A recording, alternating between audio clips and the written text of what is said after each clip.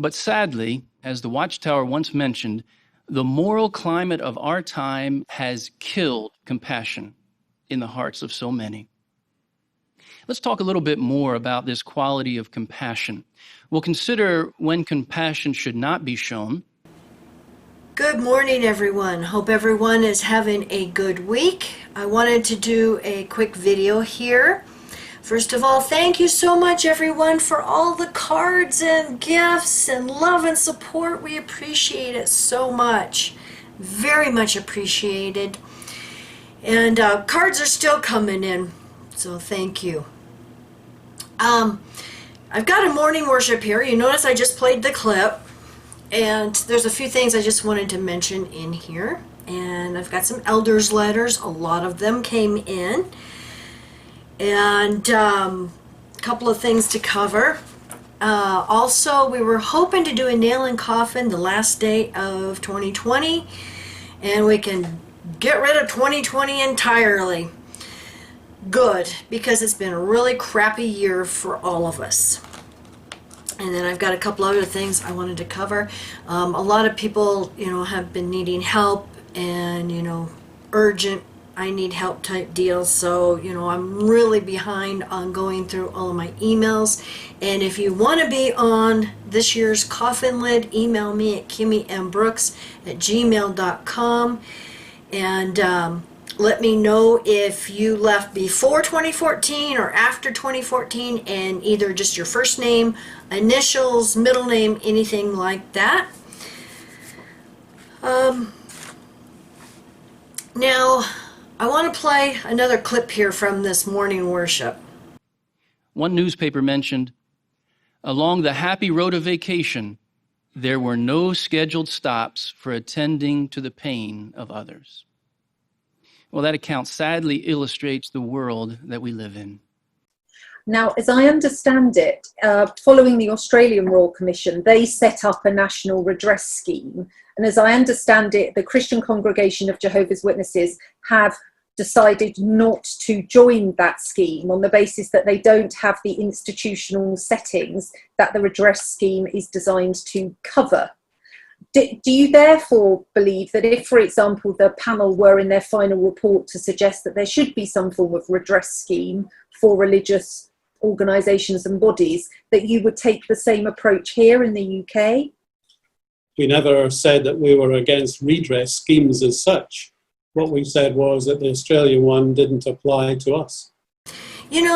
This is really disturbing of how hypocritical Watchtower is. They accuse all of us activists, those that have left, of being apostates and lying and, twisting the truth and all of this.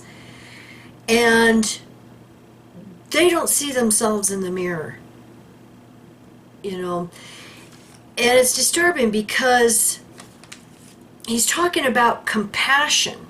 This love and compassion. And when we shouldn't show compassion, how hypocritical is that? Because, my personal opinion, I feel they're basically putting words in Jehovah's mouth. Oh, well, we need to show love and compassion, but there's times we shouldn't, especially on apostates and those that leave. And it's like, wow. And then they say, well, Jehovah doesn't show compassion. And he's talking about Jehovah's compassion and how Jehovah showed compassion for the Israelites who were slaves in Egypt. But see, they don't go on to say that later on, Jehovah kills a lot of those people. In fact, I think there was only one or two people from that original group that made it into the so-called Promised Land. All the rest, had died out because of all their sins and misdeeds. So really, is that a good example of compassion? You be the judge. First, there are times when compassion should not be shown. For example, if someone deliberately persists in sin, it would be wrong to feel that we should compassionately shield them from discipline. See, that would be misplaced compassion. Let's notice an example in ancient Israel. Please turn with me to Deuteronomy chapter 13. Deuteronomy 13. If you look in verse 6, the Israelites were commanded that if a brother, child, or you notice there some expressions such as cherished wife or closest companion, if any of those were to urge a person to serve other gods, notice the instruction in verse 8, you must not give in to him or listen to him, nor should you show pity or feel compassion or protect him. Instead, you should kill him without fail. Now, why was that so important? Why was it important not to show compassion? Well, verse 11, then all Israel will hear and become afraid, and they will never again do anything bad like this among you. So we certainly need to avoid misplaced compassion. Now, in this clip, he's talking about compassion, and he mentions even close, cherished family members, or a wife, or a child, and how the Mosaic law said that if they made you serve another god, they were to be killed. And this goes right along with what I mentioned before about compassion from God the Father.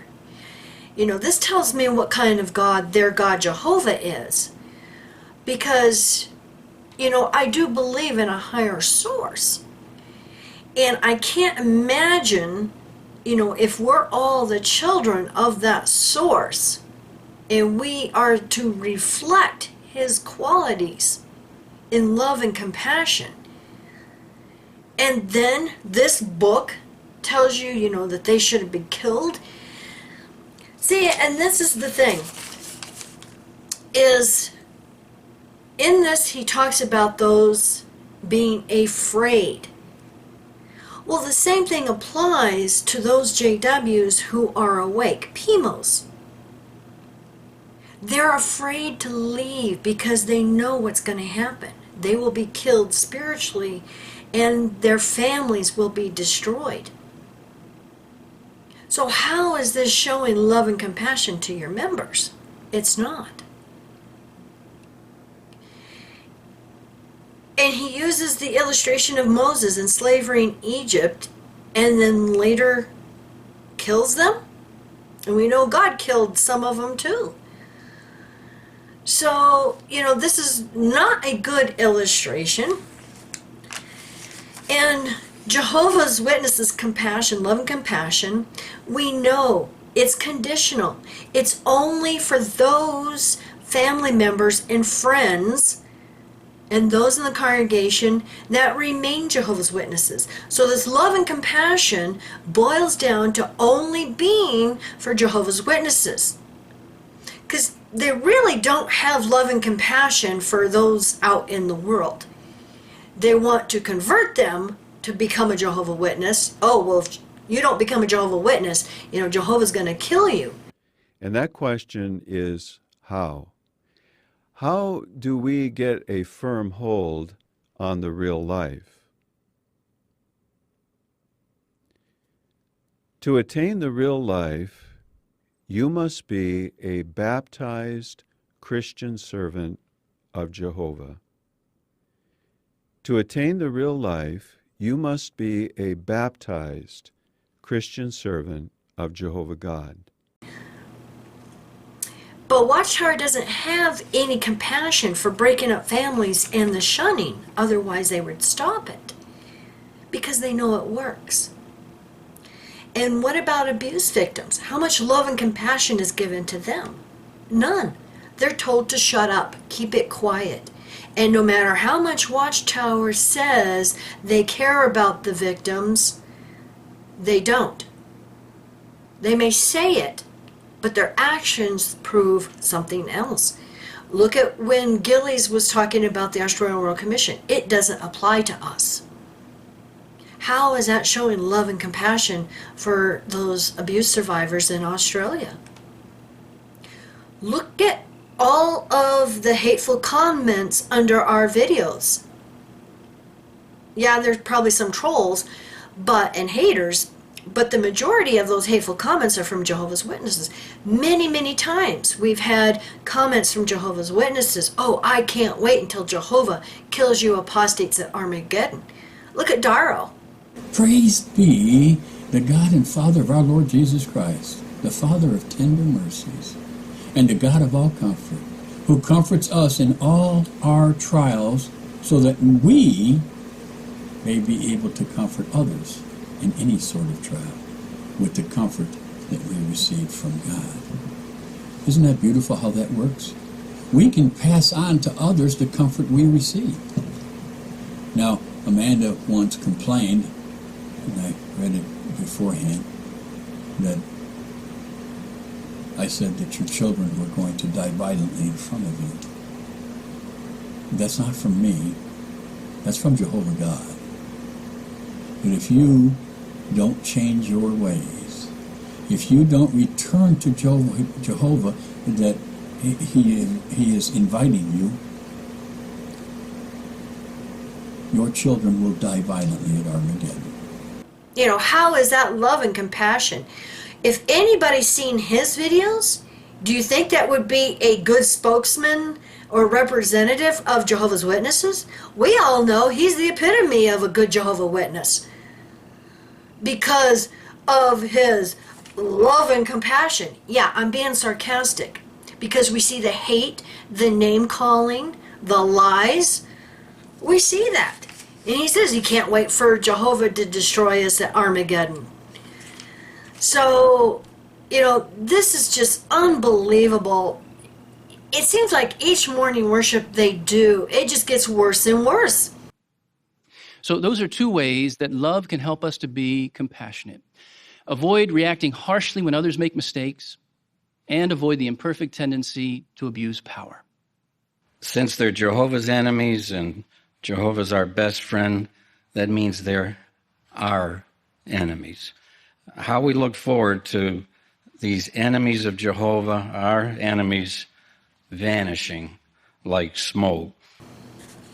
Oh my goodness.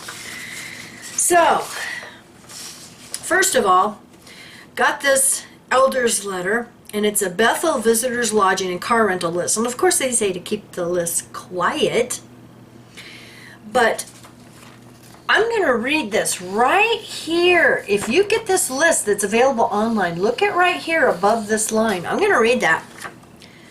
All rewards points will be credited to the branch office. If you have any questions, you may contact the Central Tour Desk at Patterson by calling 845-306-1000. So still, all your rewards points, if you use the hotels and car rentals on their list, all of your rewards points that you would normally get on your debit and credit cards goes to Watchtower. That's why they want you to use the companies on this list. Yeah, tell me that's not a scam. Yeah. Now, I've had a request from some friends in the UK, and we are trying to, I'm going to just read this here. We are trying to get the court to give us access to our grandchildren. Their parents are JWs. We want to show that being a young person in the organization can have a negative impact on them as they are growing up. Does this apply to you? Wherever in the world you live. Well, this applies to all of us. All of us have been impacted. You know, look at Mike and I, the 1975 screwed generation. So, Paul, if you want to give them, you know, this video and tell them at this timestamp, yes, it's impacted all of us. You know, my mom and brother and sister will not talk to me. Mike's mom will not talk to him. All of our cousins and aunts and uncles who are JWs will not talk to us and say nasty things about us to each other. And even say nasty things to worldly family. You know, non-JW family. Yeah, I've gotten messages from people, friends and family, that, you know, my mom has said some really nasty, untrue things about us. Unbelievable. You know, and look at Mike and I didn't get an education back in the 70s because Armageddon was coming. You can't have a life because Armageddon is coming. Even these kids today. You focus on Armageddon and getting through to paradise. It's very controlling, very damaging. All of us have had nightmares about Armageddon. So yeah, it's impacted all of us. We all have some sort of abuse and baggage from being in this cult. I digress. A negative impact on them as they are grown up. Does this apply to you, wherever in the world you live? If so, please, could you email us with brief information, maybe just a few paragraphs with your experience? There is no need to identify yourself. We would use these experiences for the court in the UK. Hopefully, it will help the court to see that as well-meaning as JW parents are, the children do not always have a normal upbringing due to the Watchtower doctrines. Also, has anyone had experience with the courts in the UK regarding trying to get access to their grandchildren? We appreciate any help in these matters. Thank you. Please email us at catface1@talktalk.net, and I will put the link down below to that email. So if there's any help, now I have already sent this couple the custody packets that we have, and all of that information, and how the children are actually told by the JWs and their JW parents how to word things so that it appears to the judge and the court that they have a normal life. And like we've said in the past, how can you possibly have a normal life when you're JW going to school, and trying to grow up? Because your peers think you're weird. I used to get beat up in school by bullies just because if you try to preach at them, that's one good way to get beat up. Back when I was going to school, we would salute the flag. You get in trouble for that. You don't celebrate holidays. They mock you. They mock you and harass you. So how can a kid possibly have a normal life then? And then, of course, the threat of Armageddon. Constant. If you don't please Jehovah, you will die at Armageddon. If you do something bad, you will die at Armageddon. There is no way you can have a normal childhood with all of that. All right, now these elders' letters. Now I got one from the Netherlands, I believe it is, and I want to thank Atlantis very much for the translation. I'm going to read this. It's to the Minister for Children and Families. We are writing to you because we have registered that several false accusations have been made against Jehovah's Witnesses in our NRK in the past. Among other things, this media coverage has led to questions being directed to the Minister for Children and Families about their religious practices. We would appreciate the opportunity to correct the error information provided. Propaganda alert coming. Our religious community has been active in Norway for over 100 years, and we've always had a good relationship with the Norwegian authorities, and I bet. We believe that it is our responsibility to God to respect and cooperate with the authorities, so we are naturally concerned when misinformation about us is spread in the media. What about all the cases of child abuse that you didn't report all these years, this past 100 years? See, they won't mention that. But they want to accuse us of, apostate lies and stuff like that. And I want to thank the person that sent me the response from that censor company, Dragula Boy, of how they feel Watchtower is being lied about and are not making any money on defending them, that they just want to defend them, to try to help them because of all the false accusations against Watchtower. I appreciate you sending that to me, and I know I didn't reply probably in the best way, but I was just so angry about that. It's like, oh my God, you just want to tie these guys up in a chair and, show them the truth. March all of these victims in front of them. Ugh. We're always ready to talk to government officials who want to gain insight into how our faith community works. I, Georgian Peterson, who sits on the board of the religious community, and my colleague, Dag Eric Christofferson, are willing to meet you and others you may wish to be with. Due to the COVID-19 situation, we will, in that case, provide a video mode. Unbelievable. Unbelievable. They're still trying to protect themselves. All right, this was an announcement dated December 16, 2020 for elders in the United States Branch Territory. Critical medical needs when hospitals are full. Some hospitals are reaching capacity and are turning patients away. If an individual associated with your congregation needs hospitalization and is unable to locate a hospital willing to admit them, you may contact your local hospital liaison committee for assistance. This is a temporary and emergency arrangement during this pandemic. Remote medical assistance. Please continue to handle requests for remote medical assistance in harmony with direction provided to you by the Disaster Relief Committee.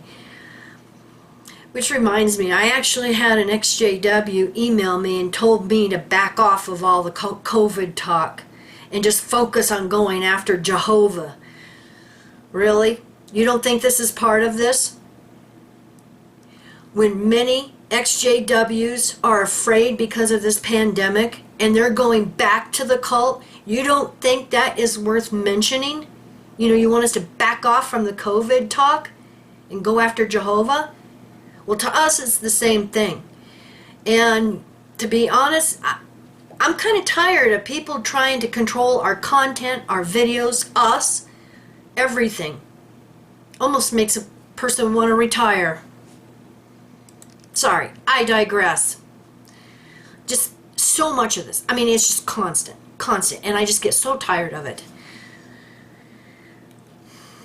Well, here's another COVID content. Announcement, December 17th, for selected congregations in United States Branch Territory. Use of the Kingdom Hall. Due to the severity of COVID-19 outbreaks in the region, the elders have received instructions to further restrict the use of the Kingdom Hall. Only individuals assigned to handle essential tasks should enter the Kingdom Hall.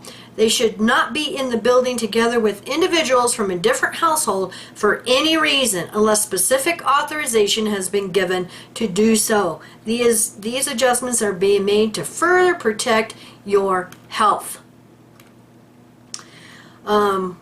Then they go on to talk about monitoring the Kingdom Hall, judicial and other serious matters. The Kingdom Hall may not be used for meetings of judicial or reinstatement committees to investigate reports of serious wrongdoing or for any type of elders meetings. So to me that sounds like some of these Kingdom Halls aren't even going to be used for elders meetings. As a reminder, video conferencing should not be used for handling judicial matters, including reinstatement hearings. If the body of elders believes that the matter needs to be handled immediately, 2 elders should contact the service department for direction. Now, I also want to mention that we have an elder's letter from another country, so I do not know if this is worldwide or if it would include the United States and the UK also. I don't know. Like I said, this is from another country. But they are also disconnecting the internet service to the Kingdom Halls in this country, in whatever country it was talking about. I forget at this moment which country. But, and of course, COVID-19 precautions. Demonstrate extreme caution to avoid any activity that would expose you to contact with persons who are not members of your household. Due to the risk associated with indoor settings, it would be best to further limit medical appointments when such are necessary. Please review the latest written direction provided by the Healthcare Department. So, how many Jehovah's Witnesses are going to put off medical treatment because of this? How many are going to die because of this? Well, I also want to mention we're so sorry for your loss, sweetie. dear couple, friends of ours, the husband's aunt, if I remember correctly, and I'm sorry if I get this wrong, was having a Bible study, elderly aunt, and the witnesses were coming into her home to give her a Bible study. She got COVID, and this is bad. This is bad, because how does this look to everybody of what Jehovah's Witnesses are doing? And that's the thing. You don't know if you are carrying the virus or not. You know, back almost a year ago when I had it, I did not know I had it because I was told it was not in this country yet. And I was still out getting supplies and everything else. So how many people did I infect? Don't know. Don't know. Anyway, I think that is all I wanted to cover at this time. You know, there's a lot more of the elders' letters, and you know, most of it wasn't earth-shattering, but as you can see, they're still pushing this. And the fact that they are disconnecting the internet to these kingdom halls to save some money, that tells me that they're not planning on going back to the kingdom hall in the next month or two, does it? How long is this going to last? And we'll have to wait and see. We'll have to wait and see. So thank you so much, everyone, for watching, and I hope you have a wonderful day. Bye.